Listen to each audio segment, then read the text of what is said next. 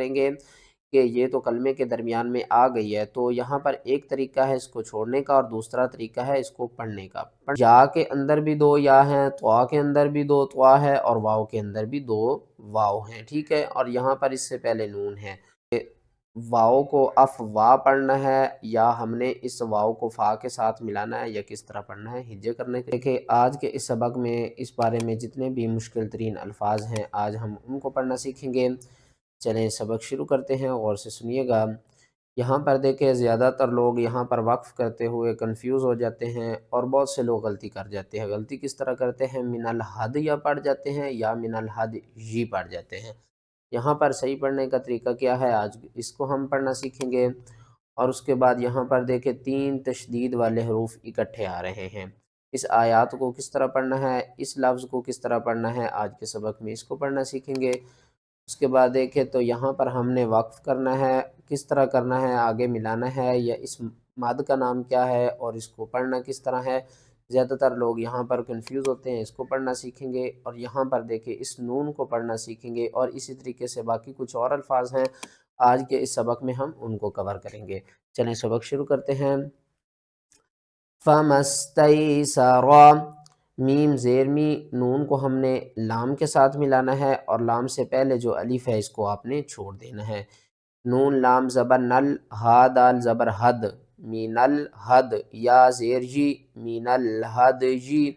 اور یہاں پر دیکھیں اوپر جو سائن آ رہا ہے یہ وقف کی علامت ہے، رموز اوقاف میں سے ہے، تو اس جیم کا مطلب ہے وقف جائز۔ یہاں پر آپ رکیں گے تو پھر پڑھیں گے مین الحد جی، اور جب ہم نے یہاں پر سٹاپ کرنا ہے تو پھر یا کو ساکن کریں گے۔ یا کے نیچے جو زیر ہے اس کو آپ نے ختم کر دینا ہے، دال اور یا کو اکٹھا ملانا ہے۔ کس طرح؟ ہا دال یا زبر حدج۔ کیا زیادہ تر لوگ حد وقف کی صورت میں کرتے ہیں، یہ طریقہ نہیں ٹھیک ہے۔ اصل طریقہ کیا ہے؟ فَمَسْتَيْسَرَ مِنَ الْحَدْجِ، فَمَسْتَيْسَرَ مِنَ الْحَدْجِ۔ آگے آ جائیں، یہاں پر دیکھیں اس کے ہجے کس طرح کرنے ہیں۔ حمزہ نون یا زبر این، یا طا زبر یط، این یط، طا واو زبر طو، این یطو، واو زبر و، این یطو، فا زبر فا، این یطوف۔ یہاں پر دیکھیں تو یا کے اندر بھی دو یا ہیں، طوا کے اندر بھی دو طوا ہے اور واو کے اندر بھی دو واو ہیں، ٹھیک ہے۔ اور یہاں پر اس سے پہلے نون ہے تو ہم نے یہاں پر کرنا ہے ادغام مع الغنہ۔ جب بھی آپ نے نون ساکن اور تنوین کے بعد اگلا حرف مشدد دیکھنا ہے تو اگر وہ حروف یرملون میں سے ہوگا تو آپ نے وہاں پر ادغام کرنا ہے۔ ہاں اگر نون ساکن اور تنوین کے بعد اگلا حرف لام آ جائے وہاں پر آپ نے اظہار کرنا ہے۔ اس کو کس طرح پڑھنا ہے؟ فَلَا جُنَاحَ عَلَيْهِ أَن يَطَّوَّفَ بِهِمَا۔ آگے وقف مطلق ہے تو آپ نے سٹاپ کرنا ہے اور وقف کی صورت میں بِهِمَا ہی پڑھا جائے گا۔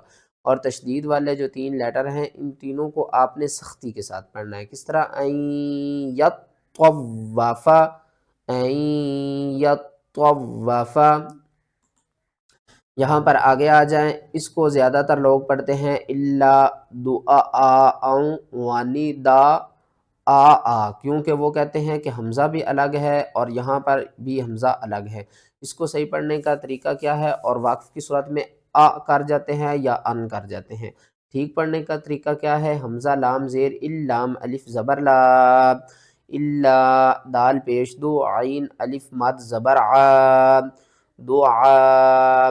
یہاں پر دیکھیں اس مد کا نام ہے مد متصل، اس مد کو ہم بڑی مد کہتے ہیں اور اس کو آپ نے 5 الف کے برابر کھینچ کر پڑھنا ہے۔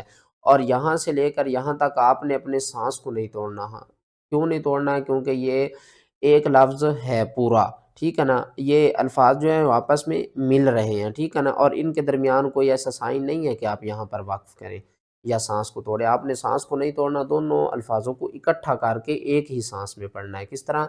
آگے حمزہ کو ہم نے واو کے ساتھ ملانا ہے، یہاں پر ادغام کریں گے اور دال کے ساتھ جو الف ہے اس کو آپ نے 5 الف کے برابر کھینچنا ہے۔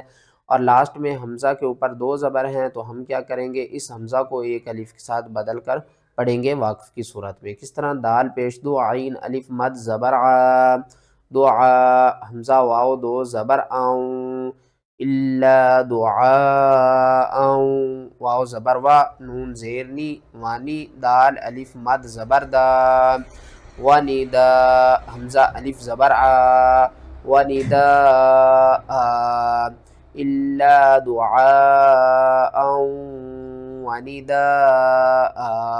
نیکسٹ کی طرف چلتے ہیں۔ یہاں پر دیکھیں زیادہ تر لوگ خیر اور الوصیت پڑھتے ہیں یا خیرا الوصیت پڑھتے ہیں، یہ کون سا طریقہ ٹھیک ہے، اس کو پڑھنا سیکھتے ہیں۔ خا یا زبر خی، را زبر الف را، خی را۔ یہاں پر اوپر دیکھیں تو یہ چھوٹی سی نون آ رہی ہے، اس نون کا مطلب کیا ہے اور اس نون کو آگے ملانا ہے یا نہیں ملانا، یہ پڑھتے ہیں پہلے۔ سب سے پہلے اس نون کے بارے میں پڑھتے ہیں۔ اس نون کا نام ہے نون قطنی۔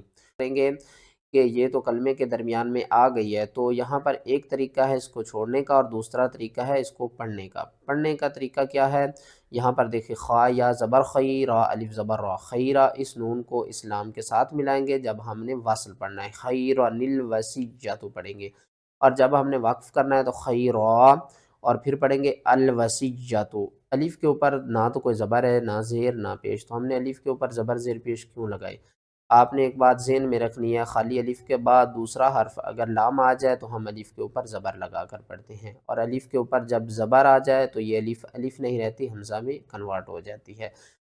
ان ترک خیرا الوصیۃ للوالدین، اور ان ترک خیرا الوصیۃ للوالدین، دونوں طریقوں کے ساتھ میں نے آپ کو پڑھ کر سنایا، جو طریقہ آپ کو اچھا لگے آپ اس کو فالو کر لیں۔ آگے آ جائیں نیکسٹ کی طرف۔